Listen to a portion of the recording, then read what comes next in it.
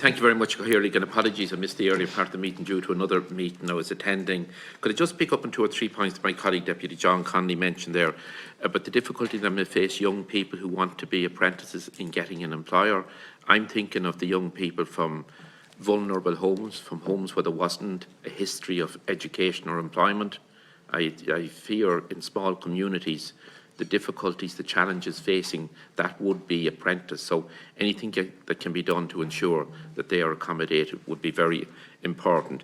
Deputy Connolly also mentioned about healthcare assistance. I know in my own county, Cavan Institute, we have a healthcare assistant course with DTB and some of the private nursing homes, and that was launched some years ago. It's going well, to my knowledge, and I'm sure it can be expanded, but the Institute has pushed it as much as they can and has been successful. I know that local employers welcome it as well. Just with regard to people again from households where there are particular challenges, I often think that Youth Reach is not given the credit that it deserves for the second chance education. I know in my own constituency in Cavan, we've had a very strong Youth Reach programme for many, many years. And our Oireachtas colleague, Senator Jeremy Wilson, was the coordinator in Cavan, and from its early days it has been extremely successful. Does the apprenticeship programme target the graduates of the Youth Reach programme? Because I think I've seen many of those young people go on to successful careers, go on to further education as well, particularly in Cavan Institute, maybe go to Dundalk or Sligo Institute subsequently and get very good careers. People whose education career in its early days was very poor and looked very, very bleak. So I think for that point of view, Youth Reach deserves a particular emphasis on ensuring that those people that leave there, that they go on to useful careers. Just again, and apologies if these issues have already been covered, Deputy Kenny and again Deputy Connolly mentioned about the need for more tradespeople in our local authorities, and you referred to the public service in general. Do you coordinate with the County and City Management Association in regards to the needs of the local authorities, all of the local authorities throughout the country? Are there an adequate spread of training facilities in all regions? You know, traditionally in the past, I know that people in my county constituent that go to Dundalk or Sligo, they still do, but we have some training and some apprenticeship facilities now, thankfully locally, in our own 2 counties. And I have to say there's been a welcome emphasis in recent years on apprenticeships. Numbers have grown, and I compliment all of you and your organisation what you have done to try to make it more flexible and more attractive. But obviously it goes without saying that we need to achieve a lot more. Is there an apprenticeship element within the proposed new colleges of the future and further education? Are they aligned totally? And also, what cooperation and collaboration exists with training centres and colleges of further education in Northern Ireland? Thank you, Oireachtas. I might come in on just 1 or 2 of those, Deputy. Thank you. And going back to Deputy Connolly as well. First of all, on the healthcare assistant, the Level 5 programme that you mentioned in Cavan Institute is run throughout a number of ETBs. It's an excellent programme. It's at Level 5, and included in that is palliative care, and it is an extremely effective programme. So it is there, and it's run in many locations. I think the apprenticeship model was a way to look at how we would increase in that, and I think that still should be looked at, because I think there's an opportunity there. So just to say that it is an excellent programme, you're absolutely right.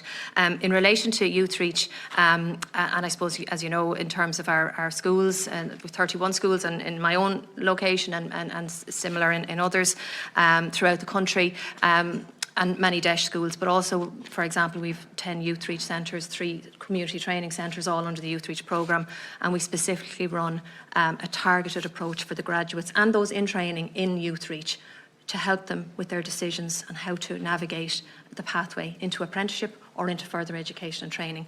While that's something we do in our own region, I gave a few examples of it earlier on, it is actually probably replicated in all ETBs, I've no doubt, in Cavan, Monaghan, Mayo, Sligo, Leitrim, Waterford, Wexford as well.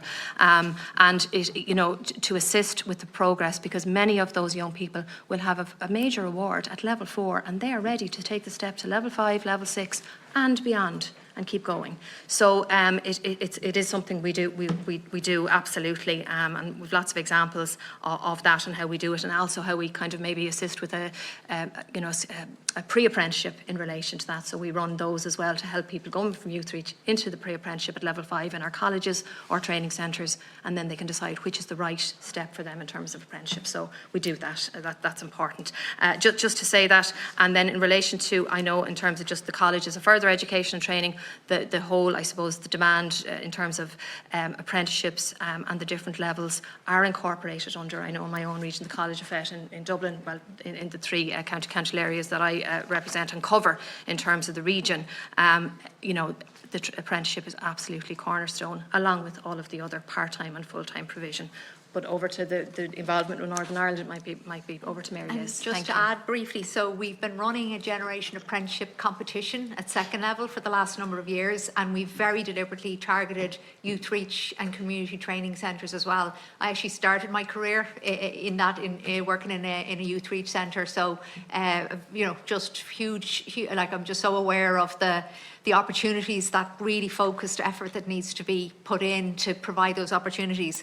So we actually had one of the winners of this year's competition was from Youth Reach in Mountmellick, two young men who actually developed a fantastic entry. They explored all sorts of apprenticeship opportunities and submitted it and won the award. And we've developed a video. They're going to be on a poster campaign. So just some of these, and I suppose the impact of that in that Youth Reach, but then more broadly it's that message which is saying these opportunities are for you. You should be looking at them. You should be considering them. And it's either going straight into apprenticeship or doing an access to apprenticeship course as well. So it's a group that, you know, is just so important as we build and provide these opportunities for careers.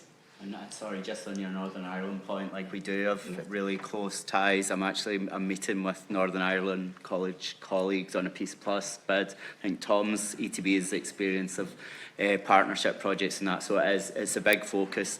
And on your FET College point, the whole idea of the FET College, you have a brilliant example in the Monaghan Institute. Cavan Institute is now going to be funded through the FET College of the Future funding call. The whole idea is to break those old legacy kind of FOSS training centres, college at FE, silos, and put it all together in one really high quality learning environment that's just as good as any university that anyone can go to. And that is the whole idea, that apprenticeship is very much part of that. So.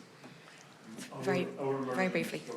The Sligo Leitrim is one that we have a county-oriented college of the future, and our management structure is around making sure that our training centre apprenticeship is integrated along with our overall FET structure.